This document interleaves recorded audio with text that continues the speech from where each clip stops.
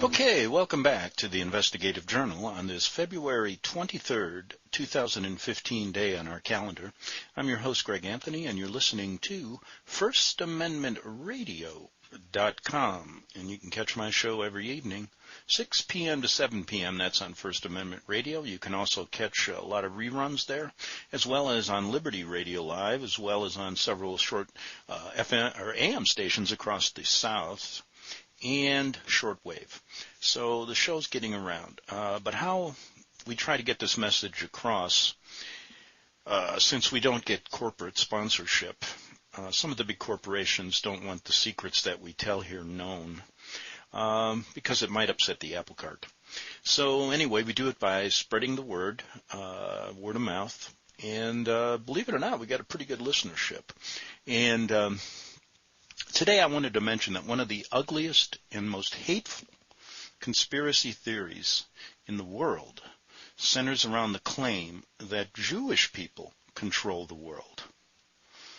On my show I've always said that it's the Vatican-led New World Order, and I put that out there because I wanted people to really start researching what's going on in Rome and how they are connected to our country and the world, and basically how it operates. And so I dealt over the years with this idea that's spread all over the internet, that it's the Jews that control the world, not the Vatican. Now, I've called it the Vatican-led New World Order, but let's add this, Jesuit Vatican-led New World Order. Now, again, going back to one of the most hateful theories, I think, around, and it can be proven by fact, is that really the Jewish people control the world. One of the more notorious examples of anti-Semitism is in the form of a book entitled The Protocols of the Elders of Zion. Now, I found an article by Darren Taylor Soone, S-O-O-N-E, and this comes from the other side of the world. It seems these people are interested in This comes from places like Somalia and in that area of the world. And it's a pretty good article that traces the protocol, this book, The Protocols of Elders of Zion. And the claim that I've made all along is that it's fiction. And the same by Mr. Soone here. And he states this: the Protocols of the Elders of Zion is fiction. To put it bluntly, it is a pile of rubbish. Among anti-Semites, however, the Protocols book remains a big hit. Oh, a real big hit. And what he says is that, especially in Europe, in the Middle East, North America, and even in the Far East, what is the odd that this publication did not originate as an anti-Semitic in nature? And folks, I'm asking a question. Does anybody really know? One of the things I find on the internet is it's poorly researched, for one, and a lot of these people are actually controlled opposition, basically put there by the powers that be to lead you in the wrong direction. So when they say, the Jews control the world, read the Protocols of Elders of Zion, has anybody really looked into where that book came from? Well, let's give you a little rundown here. Then you make up your own mind. Now, the Protocols of the Elders of Zion is fiction. Okay? That's the premise we're going on here. But its roots, now, what are the odds that the book when it first was published was even anti-Semitic at all? Its roots, however, can be traced to a book written by French clergyman named Abbé Barruel, who condemned shadowy, secretive Freemasonry as the force behind the violent French Revolution of the late 1700s. But Jews were not even mentioned in this book. Now, in 1806, Barruel received a letter from a Florence man, J.B. Simononi, who claimed to have pretended to be Jewish and infiltrated a Jewish sect in Italy. This sect, Simononi claimed, started Freemasonry, had infiltrated Christendom, and planned to arrange the election of a Jewish pope. Now, the Jewish conspiracy resurfaced in 1871 in a novel written by Hermann Gucht, a Prussian postal worker. The novel described how that once every 100 years, Jewish men who traced their ancestry to the original 12 tribes of Israel met in a graveyard to plot Jewish control of the world. The book, though a work of fiction, was accepted as fact by some in Russia and France, and copies of it circulated among anti-Semites in these countries. The actual, though, Protocols of Elders of Zion then surfaced in Russia in the late 1800s. It plagiarized Goethe's novel and mixed it with French anti-Napoleon III's pamphlet written in 1865. Completely fictional, the Protocols book was 24 chapters and 1,200 pages long. In it, an elder of Zion clearly spells out international Jewry's plot to take over the world. Now, it called for a stirring up of agitation and worldwide revolution with which Gentiles, non-Jews, would rise up against their political leaders. The Jews would then move in and restore order and subjugate the Gentile peoples, with promises of a welfare state controlled by big government, which promised full employment, higher taxation of the rich, education for all, none of which the Jews were actually prepared to deliver, the elder wrote, but rather intended as a perpetual carrot on a stick to control Gentiles. Now, let's just take a pause here. Now, in this last statement that I just made, if you just inserted the Vatican and the people that work with them, you might get it right. I'm going to show you what I mean. Now, the Protocols were then published in 1903 under the last Tsar, Nicholas II, who reigned from 1894 to 1917. Its publication fueled hysteria among anti-Semites in Russia, leading to pogroms against Jews in the early 20th century. In one program, 300 Jews were killed in Odessa. American car manufacturer Henry Ford launched in 1920 the Dearborn Independent newspaper to specifically publish the Protocols and other anti-Jewish literature. Now, the Nazis, not surprisingly, embraced the Protocols as truth. In 1944, the German propaganda ministry declared if it were possible to checkmate the 300 sect Jewish kings who rule the world, the peoples of this earth would at last find their peace. Do you think this justifies what the Nazis were doing? And what's Henry Ford doing, spreading all this hatred? Interesting. Wherever the Protocol surfaced, the book was used to justify a specific country's anti-Semitic element, hatred of Jews. The Tsarist Russia, the revolutionaries, were Jews. In Germany, the Jews were responsible for her defeat in World War I and led to Hitler's revenge against the Jews during World War II. In Henry Ford's mind, America's rise of labor unions, a massive influx of immigrants and bigger government, were all Jewish schemes. The biblical view, however, is that God chose the nation of Israel to be the people through whom Jesus Christ would be born. The Savior, the Messiah. God first promised the Messiah after Adam and Eve's fall into sin. God later gave his assurance that the Messiah would come from the line of Abraham, Isaac, and Jacob, the fathers of the Jewish people. Jesus Christ is the ultimate reason why God chose Israel to be his chosen people. Now, Jesus Christ had to come from some nation of people, and God chose Israel. Now, God also chose Israel to go and spread the message of God's ways, to teach the rest of the world about him. But all but 2 of the Bible's 66 books are written by Jewish authors. Israel was to be a nation of priests, prophets, and missionaries to the world. Now, God's intent was for Israel to be a distant people, a nation of people that pointed others to God, his promised provision of a Redeemer, Messiah, and Savior. For the most part, Israel failed in this task. However, God's ultimate purpose for Israel, that of bringing forth a Messiah, and Savior, was fulfilled perfectly in the person of Jesus Christ. Now, despite the failings of the Jewish people to recognize Christ as a Savior and Messiah when he came, most of them rejected and crucified him. And despite the fact that God has allowed the Jewish people to experience periods of great suffering as a result, he also blessed them and allowed them not only to survive, but prosper as a people and Israel as a nation. Now, let's consider Egypt. In the glory days of ancient Egypt, that country was the envy of the world. Her wealth, military might, agriculture, and architecture were unequaled.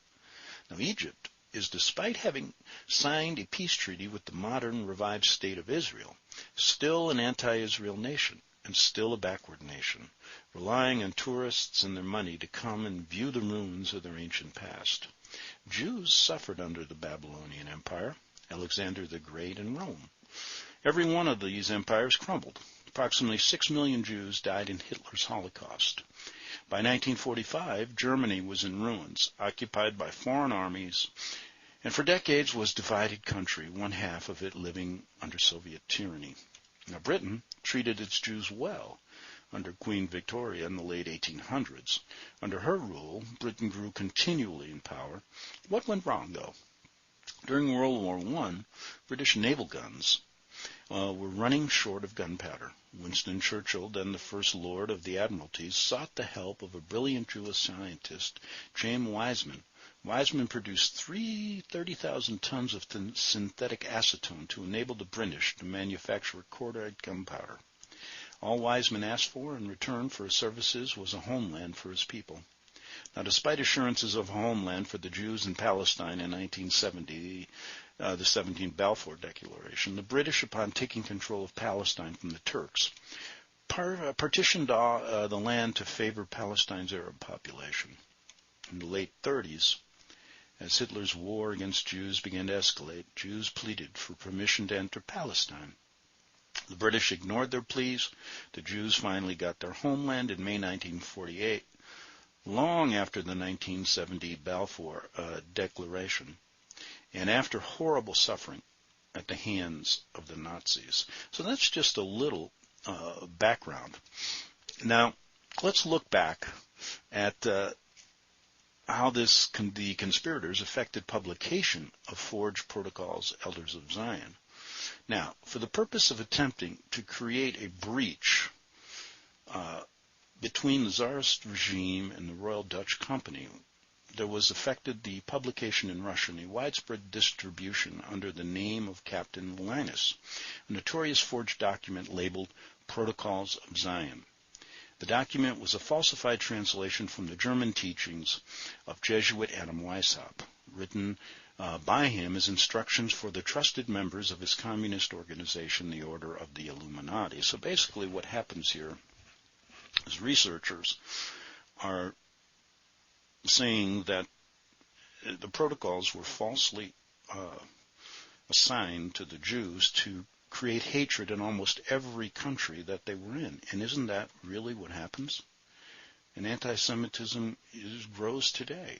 Now, Weishaupt's success in forcing the Vatican to reestablish the Jesuit order through the revival of the Church's original Nazarene communism in the form of present-day communism led to the conspiracy's control by the Society of Jesus.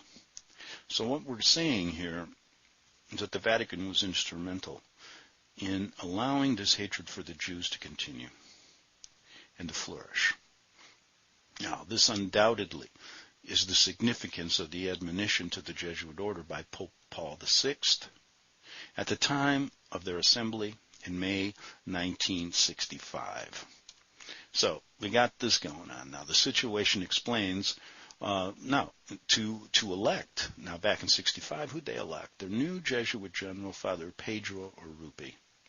Now the situation explains why wherever a totalitarian movement erupts, whether communist or Nazi, a Jesuit can be found in the role of advisor or leader. In Cuba's Castro, it was Father Armando Lorente. In Argentina, the neo-Nazis are led by Father Menville, M-E-N-V-I-E-I-L-L-E. Now, the conspirators the plot drafted by Jesuit Weishaupt for world dictatorship was translated into Russian in the name of Captain Linus at the instance of the conspirators under the title of the Protocols of the Elders of Zion. The text was faked to create the impression that Jews and Masons were plotting to overthrow the Tsarist regime and make themselves absolute dictatorial rulers of the world. Henry Ford was duped by the conspirators, maybe, agents, into promulgating this forgery in the U.S. The forgery failed to effect a breach between the Tsarist regime and the Jewish-dominated Royal Dutch. Instead, the conspirators succeeded in inciting massacres of Jews in various sections of Russians and elsewhere. Now, there's one statement I made that's interesting. It says here that the text was faked to create the impression that Jews and Masons were plotting. Now, when I was in Rome in 1985, living there for 7 years, there were huge stories coming out in the French and Italian newspapers regarding the Vatican's connection to Freemasonry. And they had listed over 150 high-level priests that were actually many involved in P2, the Masonic Lodge. And so what I'm saying is that it isn't the Jews and the Masons, it's the Vatican and the Masons. And they were nailed right there. Now, canon law states all those people should have been excommunicated, including the head of the Vatican Bank, Cardinal Paul Marcinkus from Chicago, now deceased. However, he wasn't. He was protected. And so were the other 150 members.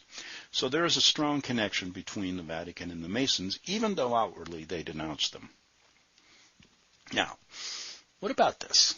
We've gotten into stories about who financed Lenin and Trotsky, and I want to read to you some more research I found. And in the stories I've told you in the past, we've connected the fact that there is the head of the Jesuit order, not the head of the Jesuit order, but the head of the School of Foreign Service that created the School of Foreign Service in Jesuit Georgetown University, which still runs today and produces most of our diplomats, was started by a priest named Father Edmund Walsh. However, he wasn't only a priest. You might as well say he was an agent, a provocateur for America and the New World Order. And he had brokered a deal between Lenin to allow Stalin to have a lot of say in the Bolshevik Revolution when it needed money. And guess what? He came there with a blank check. And if Lenin agreed to allow Stalin into the higher guard, his revolution would be financed. We know what happened to Lenin after that. And what Stalin did, probably the biggest mass murderer, making Hitler look like a penny ante crime boss. But anyway, let's look at this closely. There's some more information. The second approach of the conspirators in gaining control of Russia's oil was their financing of Lenin and Trotsky in the Russian Communist Revolt of 1905. The conspirators' purpose was to accomplish themselves exactly what they falsely represented in their Protocols of Zion, was being planned by the Jews and Masons. Rockefeller's Jewish banker, Jacob Schiff, of Kuhn, Loeb and Company, acknowledged at a congressional hearing that he turned over the funds to the communists to finance the revolt. But the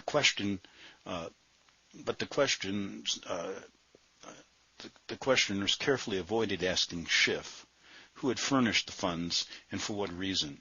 Nor was he questioned about the well-known plot of the conspirators to steal control of Baku oil from the Royal Dutch. This was all the more notable because the committee had already elicited from John D. Rockefeller that he had acquired thus far a total of 15 million of the bonds of his competitors, Royal Dutch and Shell, with the obvious objective of trying to take them over and thus gain control of their Russian oil fields, a project in which he eventually succeeded.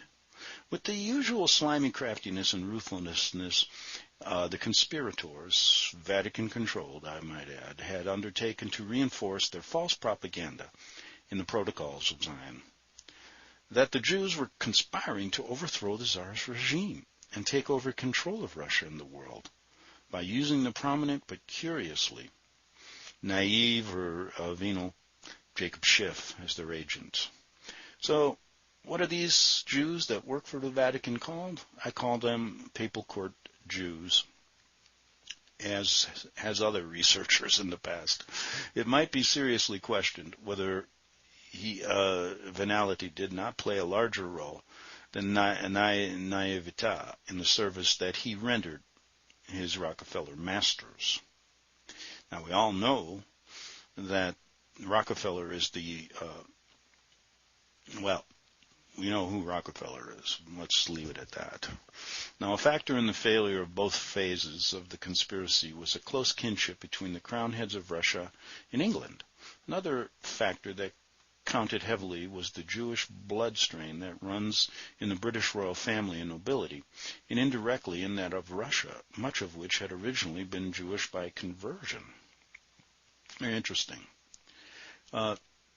Having failed in both of these treacheries, the conspirators planted Lenin and his cohorts in Switzerland, where their foundations maintained them at the expense of American taxpayers by way of tax exemptions for the use at a later date. For once they have embarked on an enterprise, however mad, they tenaciously persist in its generation after generation, and I might add, folks, it goes on today, with an intensity that marks their paranoia. Brownstein, alias Trotsky, was brought by the conspirators to the U.S., where he's reported to have been maintained without visible means of support on Standard Oil property at Bayonne, New Jersey. The conspirators, communist agents, were being kept in reserve for future use for overthrowing the Tsarist regime when they had created the opportunity. Now, so that's just a little tidbit of history that gives you a better picture of really what's going on. And if you start adding all the information I've given in the past regarding the Vatican connection to Stalin, what a story that is. And it can be, there's a lot of facts that show us that he should be called Jesuit Father Joseph Stalin, because he was trained, and he was trained and spent years at Tiflis, that was in Russia, a Jesuit school. And every time Stalin was on the run in these early days, after Father Edmund Walsh brokered a deal to get Stalin into power, to do his dastardly deeds, and that basically was to wipe out Orthodox Christianity and the Jews, he always was either gotten out of jail and ended up back at Tiflis. So there's a connection between him. But you see, nobody wants to talk about that anywhere on the news. The history that we get, folks, is doctored. The history that we get leaves us simple pawns to the fact that these people can take over a country, can take over our minds, bodies, and souls. And one of the theories I started out with in this first half hour was the fact that they promulgate a false book called the Protocols of Elders of Zion that they use today. And I even see people on the internet today using that document. And I've noticed that many of those that do that are controlled opposition. And I know that for a fact because I worked closely with some of them. So anyway, we'll be back after these short messages. You're listening to FirstAmendmentRadio.com. I'm your host, Greg Anthony. We're going to come back with, another, moving from the Russians. Why don't we talk about the Hitler and the Catholic Church connection, the Vatican connection?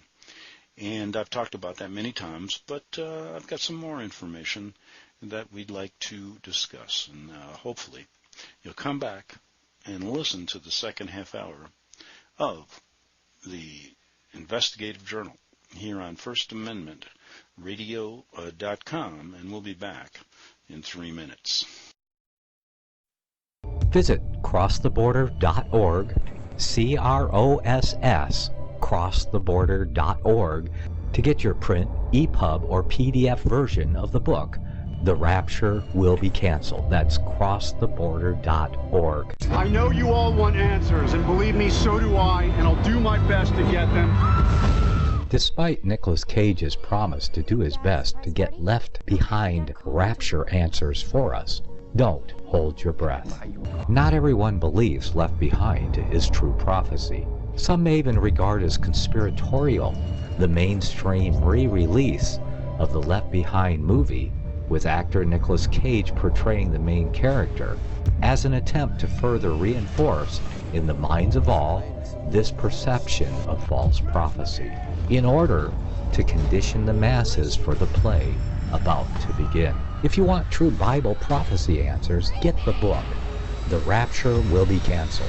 The author exposes the Latin rapture origin, the 7-year tribulation deception, true Bible revelation of Daniel's 70 weeks, the abomination of desolation, the restrainer, America in the Revelation, the image of the beast and the mark of the beast, and the truth about God's chosen people, and so much more about Bible prophecy.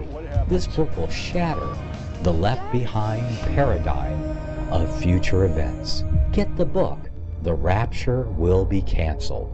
Visit crosstheborder.org, CROSS, crosstheborder.org, to get your print, EPUB, or PDF version of the book, The Rapture Will Be Canceled. That's crosstheborder.org.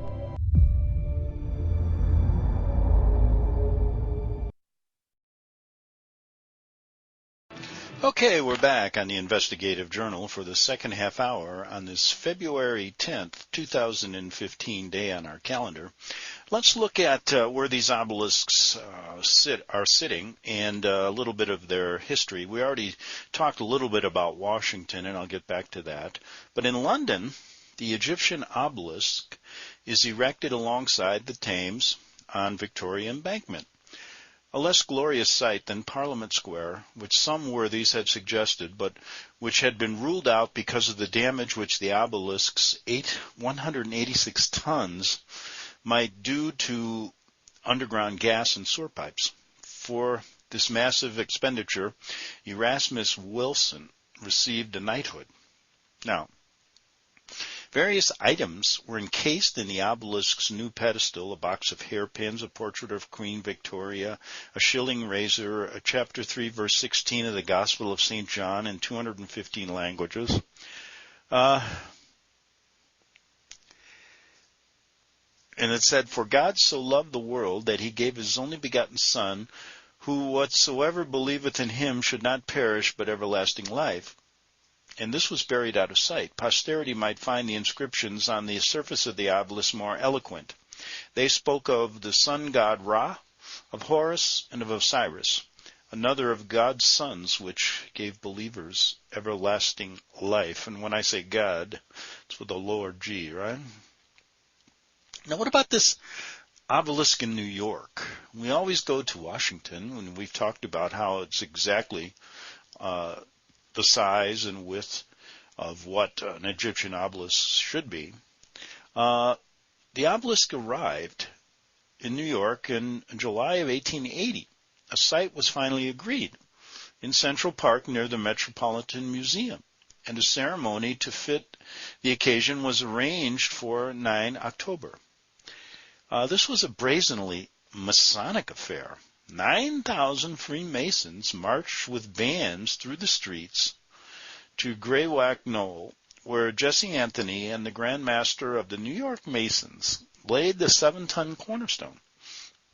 After extolling Egypt as the birthplace of science, astronomy, literature, and art, he told his enthralled audience that Masons needed to revise their thinking on the origins of their order. And he said this: "There can be no question but that in secret society of Egypt are to be found some elements now embraced in the principles and symbolism of Masonry." It took another 4 months to drag the obelisk from its landing stage to its 50-ton pedestal, also shipped from Alexandria. When it's finally erected on January 1881, I believe, at that time, the tune of Martin Luther's hymn, Ein Festberg, was sung with specially written words whose significance to Masons could not miss. And here we go. This is what they said. Great God, to whom since time began, the world has prayed and strives, makers of stars and earth and man, to thee our praise is given. Here by this ancient sign of thine own light divine, we lift to thee our eyes, thou dweller of the skies, hear us, O God in heaven. Now what God are they talking about? Didn't you just listen to what I said in Scripture? Don't they read that? This should have never been erected.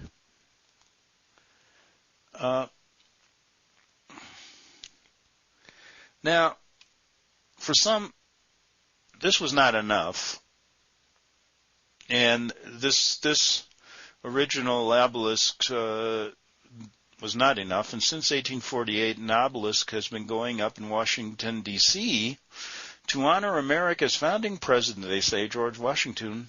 Oh, he was a Freemason. His funeral in 1799 had been conducted according to Masonic rites. The coffin had been draped with a Masonic apron, given by a brother revolutionary and Mason, Marquis de Lafayette, and many Masons present each cast of sprig of acacia to symbolize both Osiris' resurrection and Washington's imminent resurrection in the realm where Osiris presides. All right. So we talked earlier about this, the true Egyptian obelisk in Washington, 10 times higher than its width. And so, for instance, the Washington obelisk is 555 feet high, 55 feet wide, worshiping Osiris and Isis. Now, what about the one in Vatican? I walked by this thing so many times. At the beginning, never knowing what it was. Now, in front of the Vatican stands the very same obelisk that once stood in Egypt. And Ralph Woodrow explained this. The very same obelisk that once stood at the ancient temple, which was the center of Egyptian paganism, now stands before the mother church of Romanism! Exclamation point. This seems like more than just a mere coincidence. The red granite obelisk of the Vatican is itself 83 feet high, 132 feet high with its foundation, and weighs 320 tons. Now remember, this is the original. In 1586, in order to center it in the front of the church in St. Peter's Square, it was moved to its present location by order of Pope Sixtus V. Of course, moving this heavy obelisk, especially in those days, was a very difficult task. Many movers refused to attempt the feat, especially since the Pope had attached the death penalty if the obelisk was dropped and broken. I guess it was important to them, right? And they worshiped Christianity? It would appear to me, especially in these days with ISIS being a plague to Western civilization and the Pope calling for peace, I put that in quotes, they would tear this thing down. It shouldn't have even been put up in the first place if they're a Christian organization. Now, finally, a man by the name of Domenico Fontana accepted the responsibility. I hope he wrote in his contract, please don't kill me if I mess up. With 45 wenches, 160 horses, and a crew of 800 workmen, the task of moving began. The date was September 10th, 1586. Multitudes of crowds crowded the extensive square. While the obelisk was being moved, the crowd, upon penalty of death, was required to remain silent. But after the obelisk was successfully erected, there were sounds of hundreds of bells ringing, the roar of cannons, and the loud cheers of the multitudes. So, we have the signs and symbols of Isis and Osiris right in front of us. And what do they mean to you? Well, the reason that most people will say what I'm saying is a bunch of hogwash is because they don't understand a principle that is used by the powers that be, including the Vatican leaders, including our government leaders. Now, I've said many times that you can't understand what's going on in our world today. You can't understand why wars are created. You can't understand why ISIS was created. You can't understand really how our political system works unless you understand how it is dealt out to us. And I think you must understand this concept, the Hegelian dialectic. Now, in 1847, okay, the London Communist League, Karl Marx and Friedrich Engels used Hegel's theory of the dialectic, okay? Now, let me quote George Hegel, who came up with this theory. He said this: the state has the supreme right against the individual, whose supreme duty is to be a member of the state. For the right of the world spirit is above all special privileges. Author, historian William Shire, quoting George Hegel in The Rise and Fall of the Third Reich in 1959, page 144.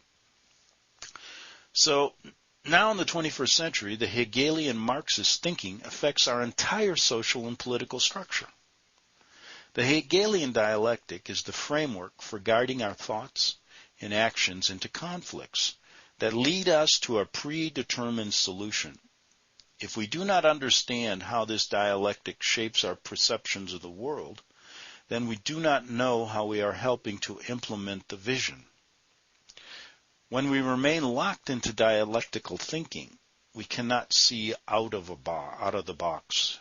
So, what I presented to you in the first half hour and just short, into the second half hour regarding ISIS and the history of the obelisks that represent our country, the Vatican and Rome and London, is thinking out of the box.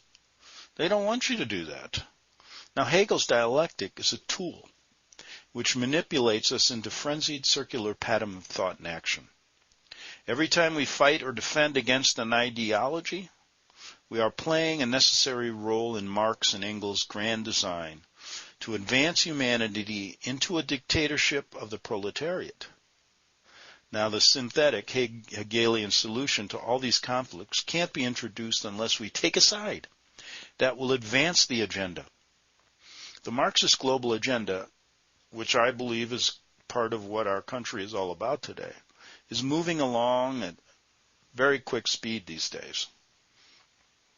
Now, the only way to completely stop these privacy invasions that are going on in our country, expanding domestic police powers, land grabs, insane wars against inanimate, objects, and covert actions, and outright assaults on individual liberty, is to step outside this dialectic. This is the only way you will be released from controlled and guided thought. You got to understand what motivated Hegel. And then you can see his influence on all of our destinies.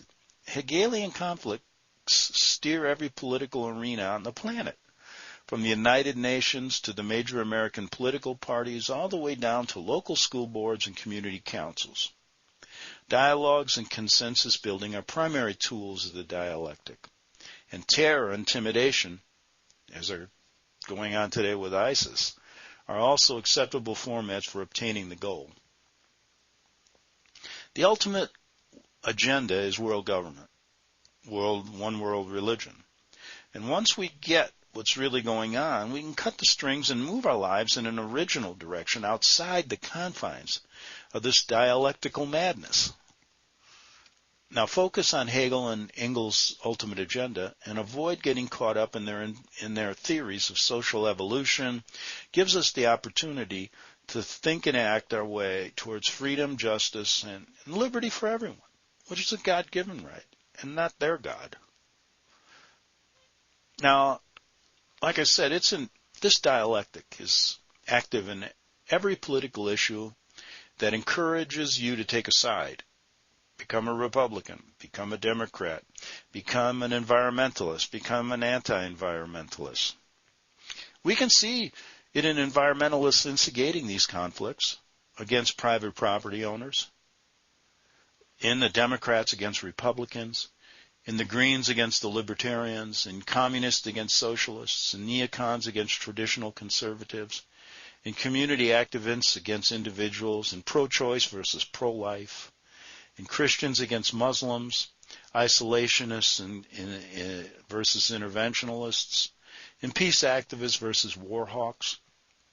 No matter what the issue, the invisible dialectic aims to control both the conflict and the resolution of differences, and leads everyone involved into a new cycle of conflicts. Now let me explain to you. If you take one or the other of any of the sides I mentioned, there's going to be a synthesis coming out of the fight between both of these groups, whether it be pro-choice or pro-life, communism versus individual freedom, right now Muslims against Christians. And I believe that the people in control, we always talk about our owners, we always talk about who's in control of us.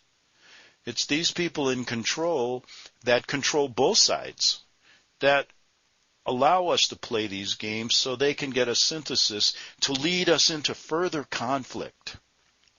Every time, no matter what I mentioned above, there's a synthesis, and it always seems to lead us into a further conflict.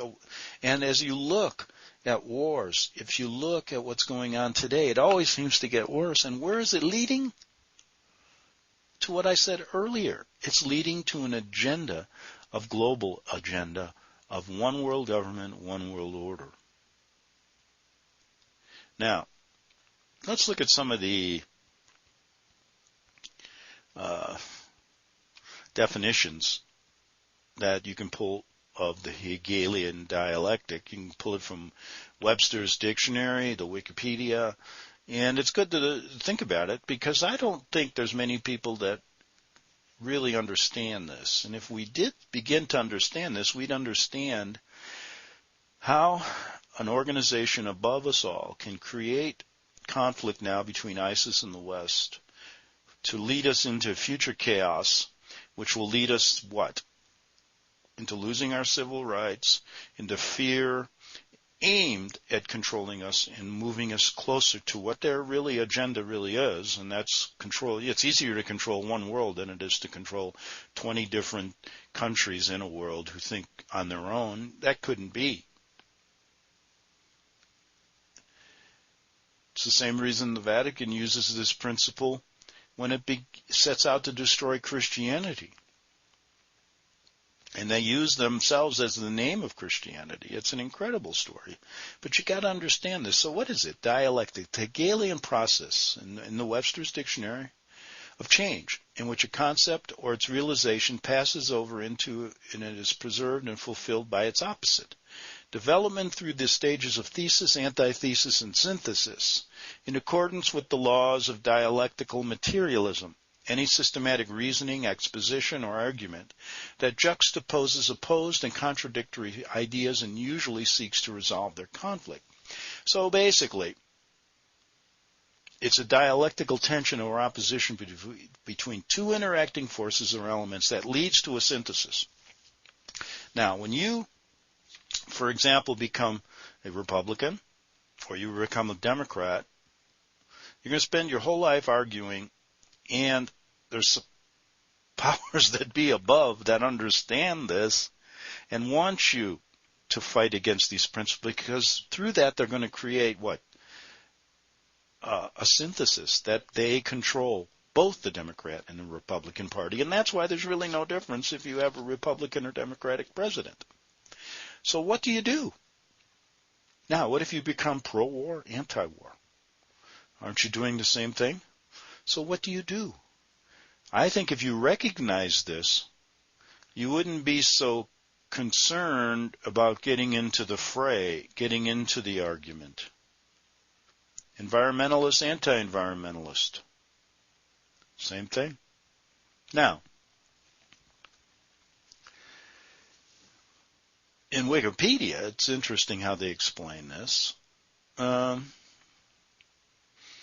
And I'll just give you part of it. They go, Hegel's dialectic often appears broken up for the convenience into three moments called thesis, the French historical example, revolution, antithesis, the terror which followed, and synthesis, the constitutional state of free citizens. Okay. Much of Hegel's scholarship does not recognize the usefulness of this triadic classification for shedding light on Hegel's thought. And they're kind of, saying, hey, maybe this ain't a bad deal. Although Hegel refers to the two elemental considerations, the idea of freedom as the absolute or final aim. Second, I love how they twist things here. So anyway, you can say this. Hegel used this system of dialectics to explain the whole of history, of philosophy, science, art, politics, and religion, but many modern critics point out that Hegel often seems to gloss over the realities of history in order to fit it into his dialectical mode. Well, anyway, the formula basically is this. A, you have a thesis. Well, let's use the Republican Party. B, you have an antithesis, the Democratic Party. And whatever comes out of those arguments is the synthesis that the controllers want. For example, if my idea of freedom conflicts with your idea of freedom, then neither of us can be free until everyone agrees to be a slave. Correct? The Soviet Union was based on this Hegelian dialectic, as is all Marxist writings. The Soviets didn't give up their Hegelian reasoning when they supposedly stopped being a communist country. They merely changed the dialectical language to fit the modern version of Marxist thinking called, what? Communitarianism. American author Steve Montgomery explores Moscow's adept use of the Hegelian dialectic in a book he wrote called A Model of the Potemkin Village. Now, we ought to do that in America, too, because we use it quite well here.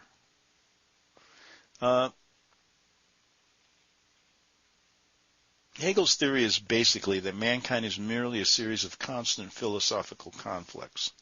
Hegel was an idealist who believed that the highest state of mankind can only be attained through constant ideological conflict and resolution. And that's basically, folks, what goes on. And our leaders understand this, use it to get their synthesis. Now, the reason we can call it a justification for modern conflicts and war with impunity is because no one can prove Hegel's theory is true. No matter how many new words they make up or define it, or how many new theories they come up with to give it validity, we can't prove beyond a doubt that it is false either. We can show the final equation in Hegel's dialectic is something that can, for example, when I mention, if you want to think out of the box, then start thinking of this dialectic. But realize that it's going to be very, very difficult to prove, and you're going to have to use basically history and the events of history to show that the people in the top use this to control the masses. And I believe that's the bottom line. We look at it with evolution and creationism. Is my thinking that the powers that be love this argument, because in some way or shape or form they will use this constant thesis, antithesis to get the synthesis they want in the end. And I believe they control both sides of the argument. Controlled opposition. Now, what can we say as a conclusion? That, unless we understand it, and we understand this is how it operates, I don't think we can understand anything that goes on today. And we've all been duped, I believe, by the global elitists who plan to take totalitarian control of all nations, property and produce. And this is going to be in every corner of the world, and nobody at the local level will explain why there's no national legal avenue to withdraw from the UN's community development plans. Because the UN was the synthesis of the Second World War. And that's why the powers that be control both sides of that war, just like they control both sides of this war on terror, is a proposition you must think about. Okay. Always when you get into this subject, and I only got a few seconds left in this half hour, you have people that will, you kind of like fall into the habit, I got to believe in something. I just ask you for one moment to think about what they're doing to you when you take a side for or against something without understanding who really controls it. And use that thinking when you're talking about ISIS, this supposed war on terror.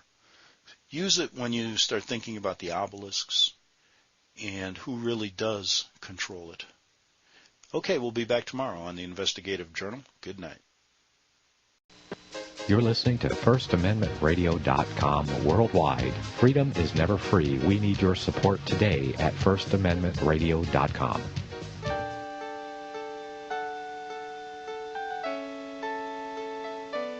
The program you are listening to is 100% sponsored by you, the listener, on this First Amendment Rights Media channel.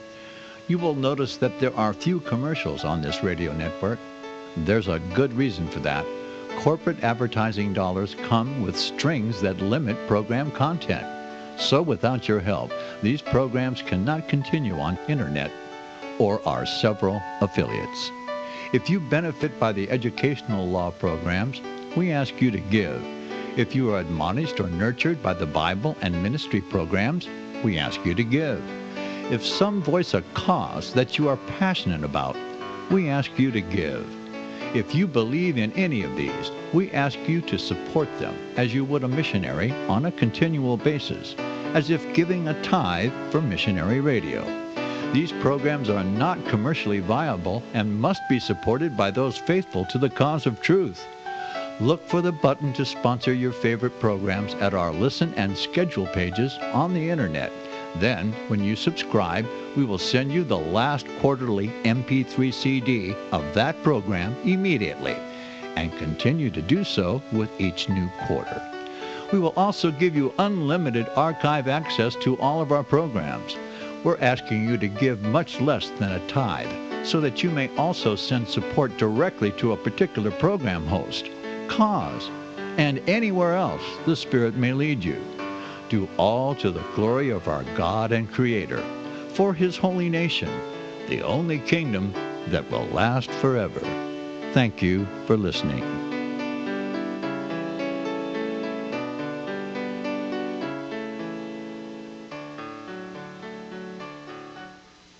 Since the beginning of time, kings have sought it, nations have fought for it.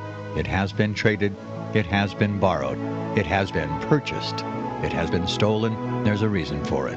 To secure the blessings of liberty to ourselves and to our posterity. Invest with the security of gold and silver. Call Discount Gold and Silver Trading at 1-800-375-4188 or visit DiscountGoldandSilverTrading.net. Listen to Financial Survival with your host, Melody Cedarstrom, right here on FirstAmendmentRadio.com at 4 p.m. Eastern or 1 p.m. Pacific Time.